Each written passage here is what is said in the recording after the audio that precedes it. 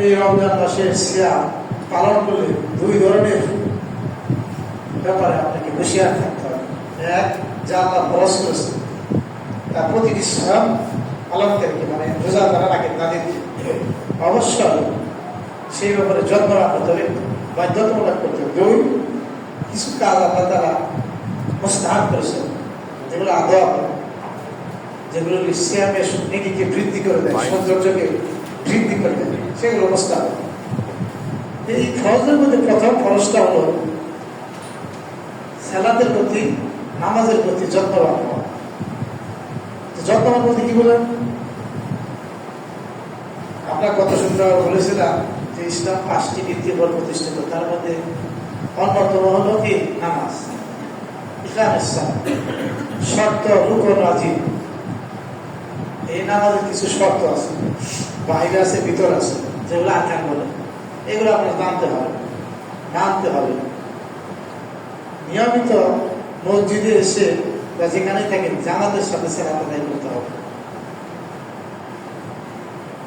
এগুলো যদি না করেন তাহলে সারা বছর রোজা রাখলেও আপনার লাভ হবে, সব পাবেন না, পূর্ণাঙ্গ সব পাবেন।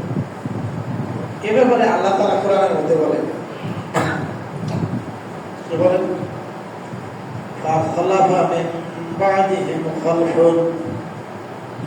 তাদের পরে এমন এক বংশধর আসলো যারা অপদার্থ। বুঝতে পারছেন?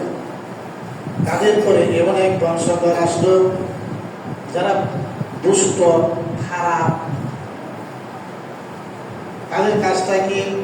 আদাউস সালাত, তারা নামাজটাকে বিনষ্ট করলো, ধ্বংস করলো।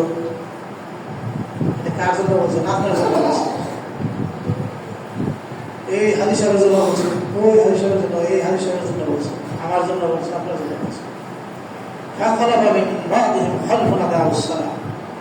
এটা বলছে যে আমাকে ইমাম মুয়াজ্জিন সাহেবের জন্য, এই যে সমাজের মাথা পরিচালনের জন্য এই আয়াত। এটা বসেই না চলে যাবে। এদের উপরে আমরা এক বংশধর আসলে যারা অপদার্থ, আদাউস সালাহ, যারা নামাজকে বিনষ্ট করে। এই হাদিসের ছেলে নামাজই পড়ে না, এই মুয়াজ্জিনের ছেলে নামাজ পড়ে না, এই মাতবরের ছেলে নামাজ পড়ে না। এমন এক বংশধর রাখলো, তাদের কাজটা হলো অত্যাবাউস শাহওয়াত, তার কুপ্রবৃত্তির অনুসরণ করলো। থেকে নামাজের আযান দেয়, তারপরে ওই জামাতের বাচ্চারা ক্যারাম খেলে, লুডু খেলে। এমন এক বংশধর নামাজের আযান দেয়, তারপরে ঘরে শুয়ে থাকে, ফজরের আযান দেয়, তারপরে ঘরে শুয়ে থাকে। এইগুলি হলো অপদার্থ, এরাই হলো এই নামাজীদের ছেলে।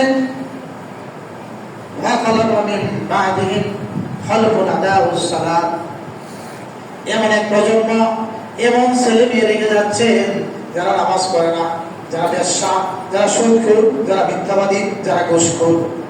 কথাগুলো কঠিন হলেও সত্য না? আমার ইমাম সাহেবের ছেলে যদি নামাজ না পড়ে, মুয়াজ্জিনের ছেলে যদি মসজিদে না আসে, হাজী সাহেবের ছেলে যদি মসজিদে না আসে, আসবে কে?